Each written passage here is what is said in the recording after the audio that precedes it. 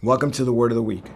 Well, today I'm not Dr. John Arroyo. Today I'm not Pastor John Arroyo. Today I'm coming to you is retired Army Captain John Arroyo. And I was going to record some videos for Adventures with Captain John for the kids. We were going to talk about mission forgiveness. But when I got in front of the camera, I just felt in my heart to share a message with leaders out there. And I just want to talk about some of my experiences that I have when I go and speak to military units, because I'm afforded today one of the best privileges in the world. I get an opportunity to travel the world and to speak to military soldiers on active duty in all branches of the military. It's a phenomenal opportunity, and I speak to them about hope, about resilience, about post-traumatic growth, about getting back up after you've been through some really hard stuff, and the fact that you can actually have a really good life and even sometimes a better life after the trauma. I know it's hard to believe, but it's the truth. But I wanted to share something with you about an experience I had with the military unit that I visited in 2021. So 2021, we were coming out of COVID. And when I got to this military unit, I asked them, I said, what's going on in your unit? Is there anything specific that you guys want to talk about or that you guys are dealing with? When I go and do these resilience trainings, I don't just go there and just give some blanket training. I want to find out what's going on in that unit so that we can deal with the root, so that commander, that leader, that unit, man, they can actually have something that's quality and good training, not just like, hey, let me talk to you about this PowerPoint, and if you do the 5 steps of this and the 8 steps of that, man, I'm not about that. So I was speaking to a leader, and I said, hey, what's going on? And he said, John, our morale's really low.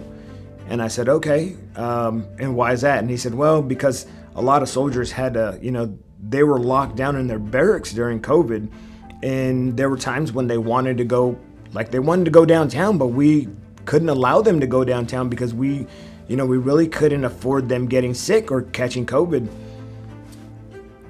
But we did have them go to the motor pool and work on vehicles. And so the soldiers, right? So you got this 18-year-old kid that's living in the barracks, or you got some young soldiers and they're living in barracks, and they're not allowed to go downtown and go get some pizza or do whatever.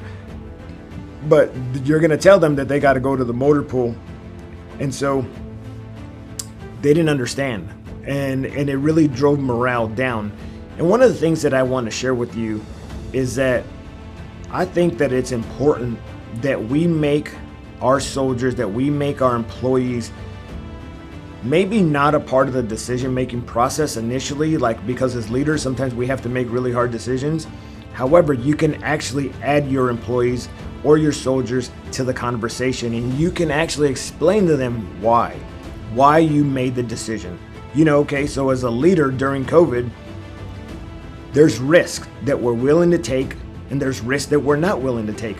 I think that's every leader in any organization. There's risk we're willing to take, and there's risk we're not willing to take. I'm sure during COVID, nobody wanted their soldiers to get sick and potentially die. However, going to the motor pool, we still had to have our readiness up, we had to be green, and we had to be ready to deploy within a moment's notice. So that means the risk that I was willing to take is to send them to the motor pool, but I wasn't willing to take the risk to allow them to go downtown and have pizza together and potentially get sick. I think for me, as a leader, I would have just explained that to them. I would have just explained the risk assessment to them, what I was willing to risk and what I wasn't really willing to risk. The other thing I would have done is I would have showed up in the motor pool with them. I probably would have brought pizzas. I would have maybe brought some coins, and I would have showed up and I would have appreciated them. I would have looked them in the eye and I would have told them how much I appreciate them, and I would explain the risk that I'm willing to take and that what I'm not willing to take. And I think that's important. That's not saying that the soldiers have to be a part of the decision-making process, but that lets them know that you hear them and that they do have a voice and that their voice matters, especially as leaders. When I was growing up as a young soldier, there was a lot of, you will do what I say, move out and draw fire, blank, blank, blank, blank, blank, blank, blank, move out. It was okay. that was, for me, I think that was a different generation. I wasn't locked up in a barracks room during COVID. That was another generation that had to live through that. So just different dynamics. As when I was a young soldier, we also had the very best first sergeant and commander, and those two men are probably the foundation of everybody that came in during my time in the military, like early on, that cohort that came in together. Those two leaders were probably the foundation of us being good fathers, good mothers, good soldiers, good leaders. I mean, we became phenomenal leaders, and it was because we had these leaders that loved us. Man, they were hard on us, but man, they became like our dads. And it was crazy. Like we would do anything for them. They loved us, they showed up, they recognized us, they looked us in the eye, they told us how proud they were of us, they coined us, they gave us different awards, certificates of achievement. They just called out the warrior inside of us, but they also spoke to the kid inside of us. And they took us from young women, young men, and turned us into adults.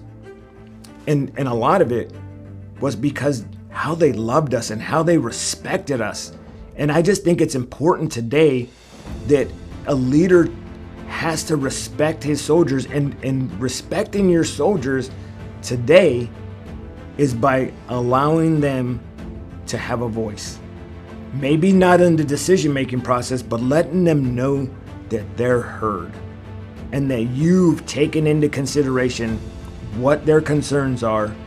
And if there's times that you are not able to meet their concerns or partner with what their demands are or what they're requesting, at least they know you heard them and their voice matters. And then you show up with them. Obviously, if you're a commander, first sergeant, sergeant major, you don't have the luxury to be in the motor pool every day. That's not your job. But if you do show up, man, show up with some coins. Show up with some pizzas. Show up and look at them in the face, shake their hand, and let them know you appreciate them, and know their name. Like, know their name. We had a sergeant major that knew everybody's name in our battalion. You couldn't walk anywhere. If that dude saw you, he called you by name. And that let people know that, man, that dude knows me. And you know what? We live in an environment today where people are consumed with media, social media, and we think like, oh, well, like everybody feels seen. No, they don't feel seen. There's so many people in the world, and probably even in your formations or in your workplaces, with thousands of people around them, and they feel utterly alone. So I would just say, if this helps you, share your heart with them. Let them know that you hear them and that they're worth it. Give them something, a token of appreciation to let them know, yeah, I understand that you're a soldier and that it's your duty to work hard, but I still care about you. You know, there is such thing as transactional leadership and transformational leadership. And we'll probably talk about that soon. I'll probably bring that up in the next couple of weeks. But what you want to be is you want to be a transformational leader. You don't want to be a transactional leader. All right, this is the word of the week. And I don't know if I rambled on, but let your soldiers know that you hear them. And you do that by showing up and looking them in the eye. All right, talk to you soon.